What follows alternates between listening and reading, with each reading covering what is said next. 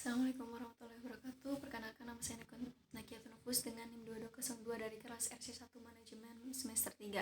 Kali ini saya akan menjelaskan materi teori ekonomi makro untuk memenuhi tugas USMK teori ekonomi. Dosen pengampu Bapak Edi Suranta Karina Simbiring, SEME. Ekonomi merupakan salah satu ilmu yang telah berkembang sejak zaman peradaban kuno dulu.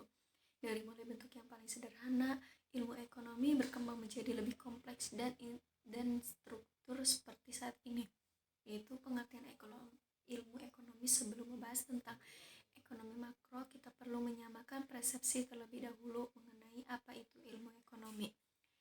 Yang kedua, cabang ilmu ekonomi makro. Cabang ilmu ekonomi ekonomi mikro dan makro. Dua cabang utama dari ilmu ekonomi adalah ekonomi makro, makroekonomi, dan ekonomi mikro, mikroekonomi, seperti tercermin pada namanya. Kedua ekonomi ini pun bertentangan kontennya.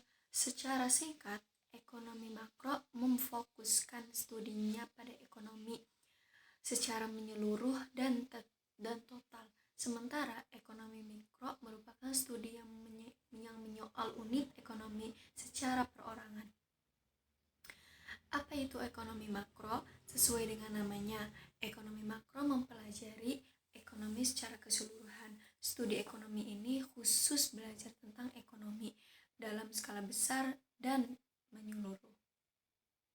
Karena itulah, ekonomi makro sering dipakai sebagai instrumen untuk melakukan analisis dan merancang serangkaian target kebijakan yang berkaitan dengan inflasi, tenaga kerja, pertumbuhan ekonomi, dan keseimbangan neraca pembayaran yang berkelanjutan.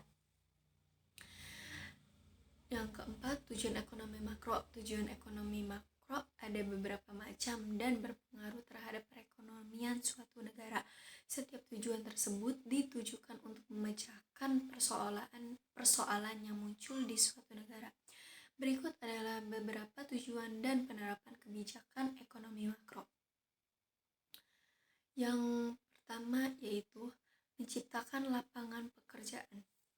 Kebijakan yang dihasilkan dalam ekonomi makro bertujuan untuk mengatur penciptaan lapangan kerja. Dengan demikian, mampu meminimalisir pengangguran. Yang kedua, membuat produksi dalam negeri yang tinggi. Banyak atau sedikitnya, kapasitas produk di suatu negara sangat tergantung pada tinggi rendahnya jumlah investasi yang masuk ke negara tersebut. Sementara investasi tergantung dari tingkat tabungan dalam negeri. Untuk yang ketiga, membuat kondisi ekonomi yang stabil. Stabilitas ekonomi pada suatu negara meliputi kestabilan harga barang, lapangan pekerjaan, serta tingkat pendapatan masyarakat. Penerapan kebijakan ekonomi makro bertujuan untuk menstabilkan harga barang dan lapangan pekerjaan. Yang keempat, membuat neraca pembayaran seimbang. Sudah menjadi keniscayaan bahwa setiap negara pastilah melakukan transaksi perdagangan dengan negara lain. Praktik ini juga akhirnya bisa membawa pengaruh terhadap kondisi ekonomi negara tersebut. Makanya neraca pembayaran harus seimbang. Dan untuk yang kelima, membuat pendapatan penduduk yang merata. Pembagian pendapatan penduduk secara merata dapat terjadi dengan pemerataan hasil olahan sumber daya alam dan manusia. Meratanya pembagian pendapatan tersebut diharapkan mampu meningkatkan tingkat konsumsi atau daya beli masyarakat.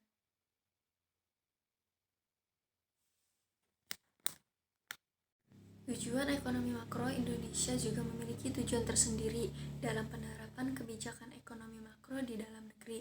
Menurut Kementerian Keuangan, tujuan ekonomi makro di Indonesia adalah sebagai berikut. 1. Menambah pendapatan nasional. Dengan mengetahui beberapa jumlah pendapatan nasional Indonesia, maka dapat mengukur pertumbuhan ekonomi dengan lebih jelas. Kebijakan ekonomi yang diambil pun bisa lebih efektif dan efisien. Yang kedua, menambah kapasitas kapasitas produksi. Bertambahnya kemampuan produksi nasional akan mampu meningkatkan pembangunan ekonomi pembangunan ekonomi Indonesia.